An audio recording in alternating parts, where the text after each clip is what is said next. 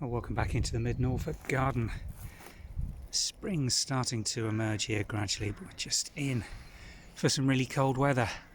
These snowdrops by the gate have been spectacular this year, the best they've ever been, and some of the later varieties are still in full flower and looking beautiful, while the earlier varieties just about over now. You can just see the seeds starting to form on the big area just behind this beech tree.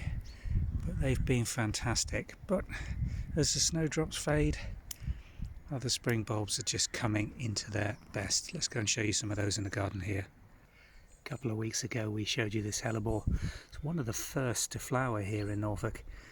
Don't know the variety. It's been here for, as you can see, many years, the size of that clump, but now it's being surrounded by these lovely little clumps of tete-a-tete daffodils, which were planted here about 3 years ago. There was nothing in here before. We planted pots of flowering tete-a-tetes bought from the flower market, and they really do settle in very quickly and reward you almost immediately the following year. Crocuses just starting to emerge in this bank.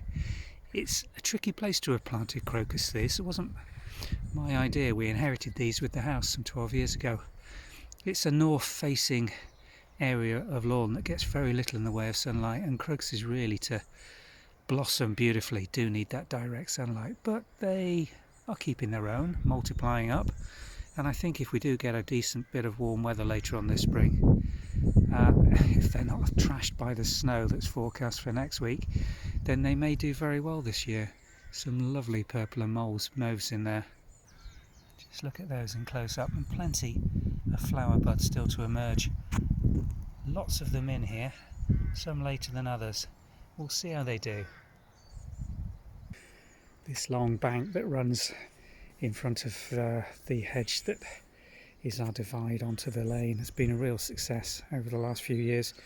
Last year's project was to thicken up the snowdrops, and just look at the mass effect we've had just in one season. There were a few little ones just hanging in there under the hedge, which has grown out over the years. They were probably planted a good 1.5 foot away from the foot of the hedging plants when they were put in, and the hedge is gradually overgrown. I think I'm going to be getting a lot of wind noise on this, so I do apologise for that. You can see this previously has just been a green bank at this time of year, just with the sprinklings of the tete-a-tetes and then later daffodils and narcissus that are planted in here. We thicken this up with this mass planting of snowdrops and also some muscari. Let me show you those. Here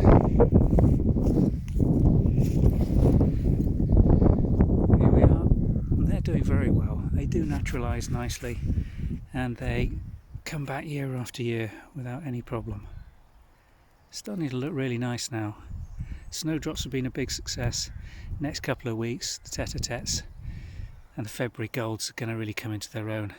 And we've got a mixed planting of daffodils here, which extend the season right the way through into May. Really does its thing in spring, and then we just trim it back, cut it almost like a spring meadow. Does this for us every year, which is lovely.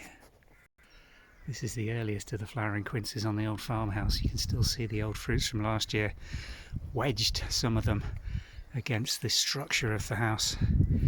Pure white with a yellow central bracts, like an apple blossom really, and plenty of it.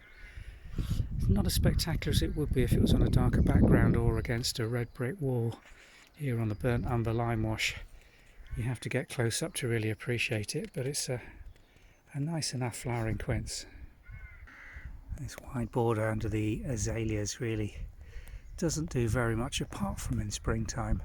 There's plenty of bulbs in here and some lilies that will come up later. It's the aconites that really give the blast of spring colour on the base. We've tried thickening up some snowdrops here, not as aggressively as we did on the grass bank. Still plenty of space in here for more of those. Last year we started to introduce more tete-a-tetes. The effect we want to get is what we've got now, looking down the long border in the far distance to the side of the orchard, with a mass planting of hopefully tete-a-tetes interspersed with primrose. Now this combined planting is what I'm really fond of. Don't always get the combined effect. It depends on the season in terms of Wembo for flowering, but in a mild spring you can get the beautiful combination of the pale primrose and the darker golden yellow of the tete-a-tetes, and the long distance on this is absolutely spectacular. I don't think it's going to work particularly in all places. You can see just how late the primrose are in this position, which again is north facing under a heavy oak tree.